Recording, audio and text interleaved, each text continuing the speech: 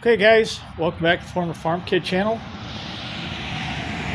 And please excuse the traffic, having to film out in front of my house today. But just going to give you a quick rundown of the Little Wonder 9390 Optimax blower with a Honda engine. It's this particular one here. It's the largest one made with the Honda. The next one up is the Vanguard. It has a Honda engine, obviously, with a 2-year warranty. The Little Wonder itself comes with a 5-year warranty. So the real reason I'm showing you this is basically made to be pushed around the yard. My understanding is you can buy these self-propelled, which is really a good idea because this thing weighs in excess of 100 pounds. And pushing this around in the grass all day, or even part of a day, or for me, 10 minutes, is more than I care to bear. So what I'm going to do is show you how I've hooked it up to my zero steer John Deere riding lawnmower. I've got the Z335E, which is basically a residential model. This is really not like a professional landscaper's model. It has some weaknesses to it. It's not made by John Deere. It's licensed to be made for John Deere. It's kind of what I'm going to say a cheapo. The metal here in the front are pretty light gauge. There are no bearings in these front steering axles, and basically there's just a little plastic washer here that separates metal from metal. Zero steers have a little tendency to be tail heavy. The little wheels here in front have a very difficult time of holding air.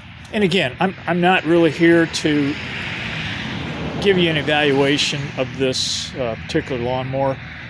It's worked well for me. I've had it about 5 years now. Unfortunately, it's 20 horse, which is way overkill. Thing really drinks fuel. It is throttle body, fuel injected. It's a good starter, good runner. I really have no complaints about it, with the exception of one deal. It does have the 48-inch deck that I ordered it with, and it can come up to 54, I believe, 52 or 54. But one thing I don't like about it, it has a closed hydraulic system. So not only can you not change the hydraulic oil at home, but you can't even sample it to see what it looks like. And I'm sure if I were to go on YouTube to do some research, there's a good chance somebody has figured out how to do that.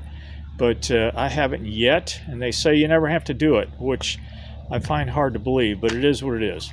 So what I had originally for leaf pickup on this machine was a couple of baskets back here that blew from the deck that worked very, very well. The only problem is the baskets were very small, and I could only go about 20 feet in my yard before they'd be full.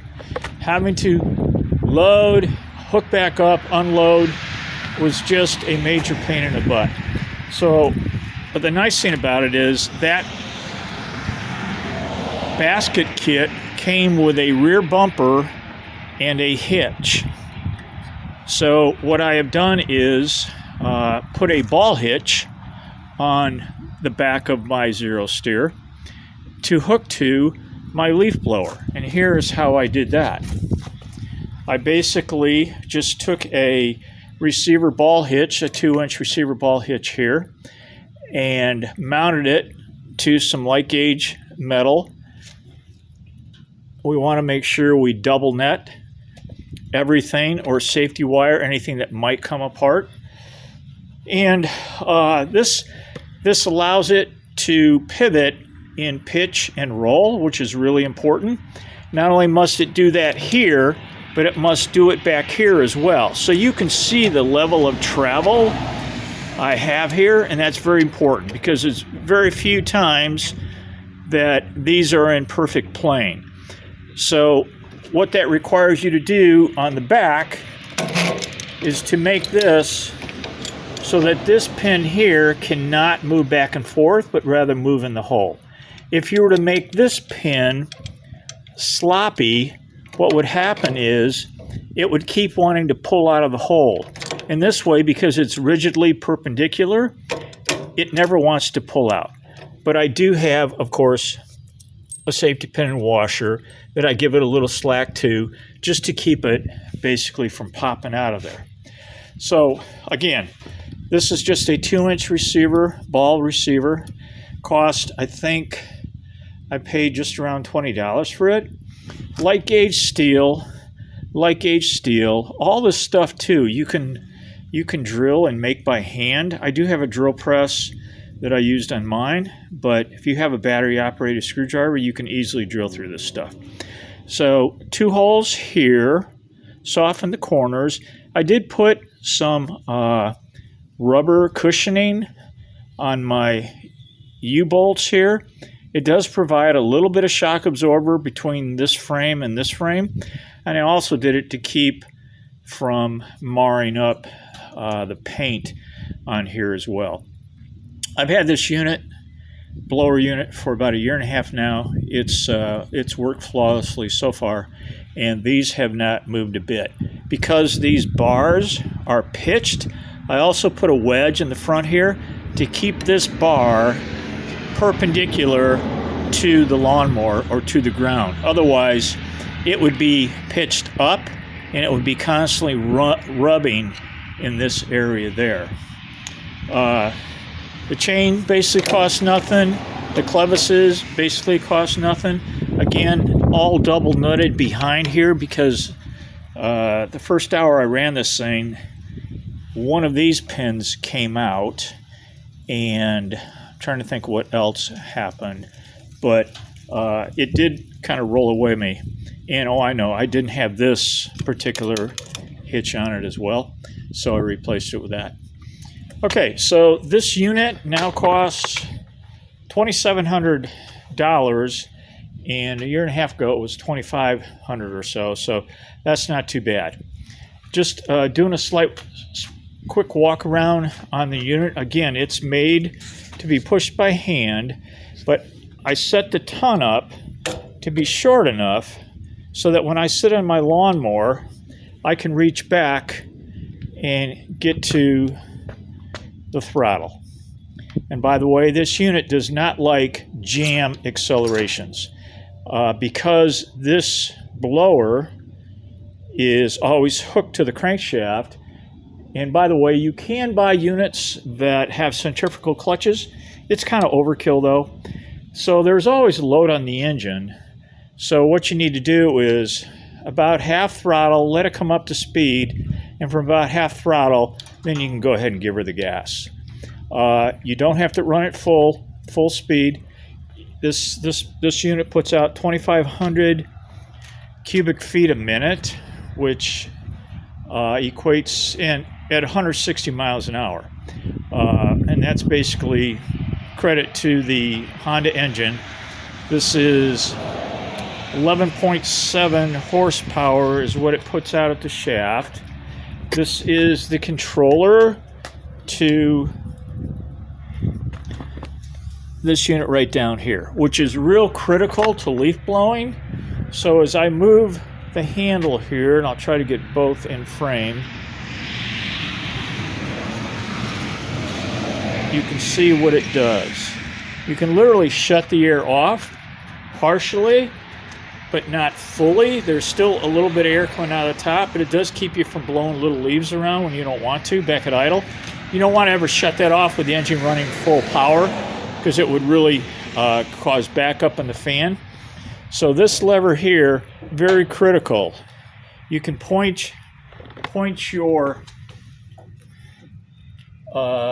cover there up a little bit, which when blowing into the wind is really helpful.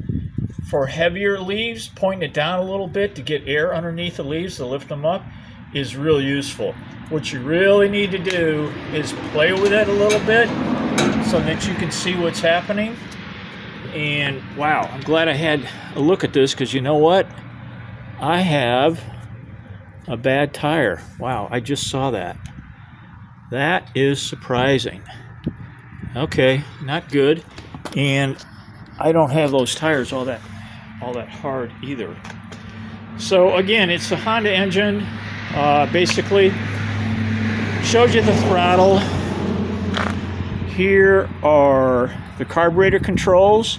So this is choke on the top. So how can I remember how these operate? Forward is always to go. And even though I'm pulling it backwards, it's designed to be pushed. So forward to go would be gas on there and choke off. To start, gas on, choke full on, and it also has an ignition switch on it, which would have to go on as well. Okay, so that's how to get her running, keep her going. The oil check is right here. It has a dipstick on it, but which is kind of useless because you want to see oil right up to the top. Full is all the way to the edge there. If you're ever even sampling oil halfway down the dipstick, you're pretty low. Couldn't tell you exactly what this holds. I think it's just a little over a quart. The gas tank is, believe it or not, 1.5 gallons. And if you ever have trouble putting your lid back on, it's got a integrated screen on it, and that screen needs to line up with these gaps right here. Otherwise, you can't get your lid back on. Blower in the back, it's got a guard on it. Keep your hands out of it. It does have a tendency to suck leaves up, and they're held right here. So when pulling it with the lawnmower, what I will do is turn the deck on, which cleans a path underneath this and keeps leaves from collecting up underneath. This unit does come with an option of a swivel front wheel, and frankly, when pulling it with a lawnmower, it's pretty unnecessary. When I'm on really rough ground, what I will sometimes do is reach back around and just put a little pressure on this to lift that wheel off the ground. But basically, it turns just fine with a straight wheel. That swivel wheel kit is about $300, which is a lot more than I wanted to pay. And I think I mentioned 2,500 feet per minute, 160 miles an hour. Thing really does do a good job of blowing leaves, and I'm going to, on my next video, show you it in action as I use it, but this is just kind of a walk around showing you the machine itself. And basically, I generally do not buy any more small machines that do not have Honda engines on them. It's never taken me more than 2 starts, at least when I've had the ignition on, and every other time I pretty much forget to do that. It does come semi-assembled. You do have to put the arm on, you have to put the cables on, the controller on, and getting this chain right here set up is real critical too. The tension is automatically set by the spring, and this is the friction control, or you don't want that shaken off either. And it's also, the friction on that lever is also set up right here as well. And that's pretty critical because when the air is coming out of the chute, it has a tendency to want to move that door around, and you really don't want that going on. So I'm going to show what it looks like hooked up to my mower.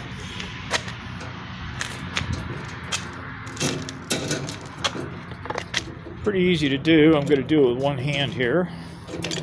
Whoops. Okay, so here it is hooked up to my mower. I've got the safety pin back in here, and I usually do the full clip, kind of take it backwards, and safety pin here as well, so that can't pop out. And that gives us a lot of pitch and roll capability. So basically, as I sit on my mower, I can take and lift that front end if I want to. I can adjust the chute real easily, and I can also reach back and grab the throttle. So basically, you don't want this too long, or you're not going to be able to do that. You're going to have to keep getting off the lawnmower to change the throttle setting. And using one of these, you do use the throttle quite a bit, because as you can see, it only can shoot out one side.